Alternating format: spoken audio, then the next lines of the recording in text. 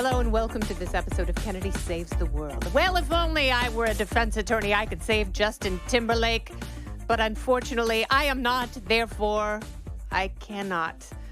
It's very interesting when celebrities are busted for driving while intoxicated, as was the former NSYNC singer JT. He's bringing Shackles back, is what he's doing, because he was cuffed and stuffed after drinking a little too much in Sag Harbor with his friends. And the reason people focus on celebrities when they get DUIs or DWIs, depending on the state you're in, is they have the means to have someone else, usually a minder, drive their car or park it somewhere safely. And then they can get a stretch limousine, the stretch Hummer with a hot tub if they need to, in order to drive them to a safe place where they can go sleepy night-night and wake up with a hangover like normal people. But unfortunately, JT, he was boozy and woozy. He failed a field sobriety test. And he got, as I said, cuffed and stuffed into a squad car, appeared before a judge looking haggard and a little rougher for the wear.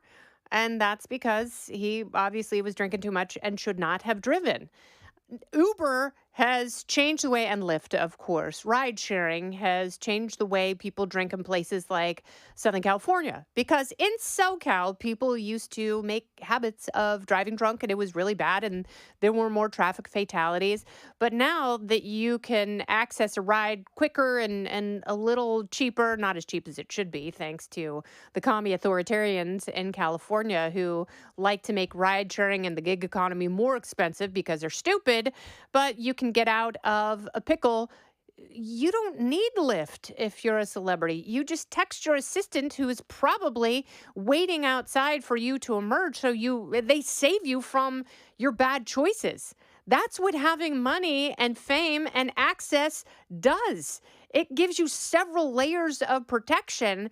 So the reason people are so interested in this is because there's either something going on in your life, which means you are in a downward spiral and you are horribly depressed, or you are a dumb person who makes bad decisions and therefore you don't deserve the adoration and entitlement that fame allows.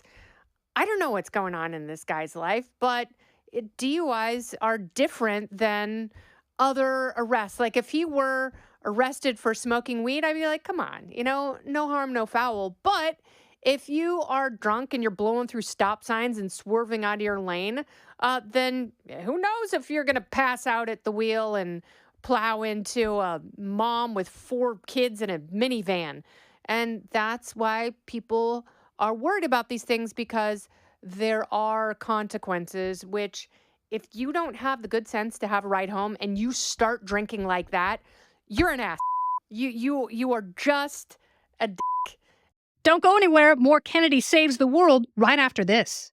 And for every other person in the world who, is just scraping by to go have a few pops at a bar, even they, by and large, know that you either drink close to home so you can walk, or you go with someone who's not drinking so they can drive you home, or you get a taxi, or you call your brother-in-law, or 750 different things that the rest of us have to do so we don't lose our driver's licenses, so we don't lose our jobs. And, obviously celebrities, like, he probably has a driver's license in Wyoming, because I believe that's where he resides part of the year. I'm sure that, he's probably got a place in New York and LA and blah, blah, blah.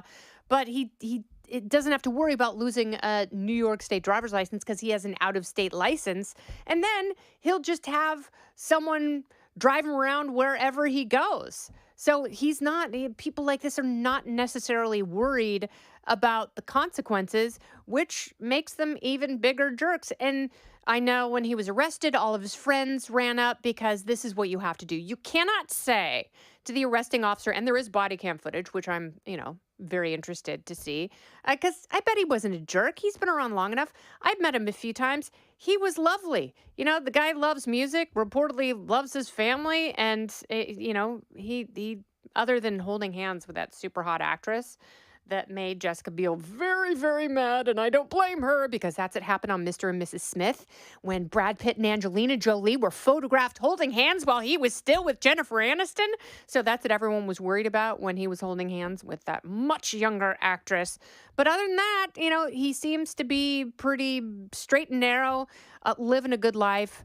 But, you make a decision like this, his friends run up to the officer because, again, you can't say, but I'm Justin Timberlake. That never works. Also, having your friends run up to the cops and go, but he's Justin Timberlake. That also doesn't work. So I'm excited to see the body cam footage because I want to see what his friends were saying. And hey, good friends, at that point, I'm sure you all have phones. He probably paid for drinks and dinner. Why don't one of you get him an Uber to wherever he's going? Because if whoever is administering the field sobriety test says that he's glassy-eyed and smells like booze, and he can't stand up, he fails the one-legged balancing test, he's drunk. So if you're with him, doesn't matter if he paid for things, it doesn't make you the jerk to say, hey man, I'm going to go ahead and get you an Uber. If you are that worried, if you're that much of a leg-humping sycophant that you worry that JT's not going to be friends with you because you want to save his life or maybe someone else's, then get different friends. Because you are part of the problem as well. There are so many layers that fame and money buy that were violated by someone like this. And that's what the interest in the story is. I'm sure he will have a beautifully polished statement from some publicist that explains this whole thing away, that minimizes it. And maybe they shouldn't. Maybe there's something really going wrong. Maybe he needs to tackle that in his own life. And maybe this is a wonderful time to be honest with the public and say, you know what? I screwed up. I'm having it tough. And now, looking forward, I'm going to work on this. I have to do better. I have to make my life better. And then go actually do that. I know he's on tour right now. He's got a couple of shows at MSG next week. Maybe he'll take a rickshaw to those. JT, I can't save you from your own bad choices, but you have enough facilitators and minders in your life that they're the ones who should be mitigating those, and you shouldn't put yourself or the public at risk. I don't care how drunk you were. Once you start drinking, you know better than to cry me a river of gin on your way out the door. This has been Kennedy Saves the World. I am Kennedy. Listen ad-free with a Fox News Podcast Plus subscription on Apple Podcasts, and Amazon Prime members can listen to this show ad-free on the Amazon Music app. Oh, go ahead and leave me a review while you're there. I'd love to hear what you have to say. You've been listening to Kennedy Saves the World on the Fox News Podcast Network.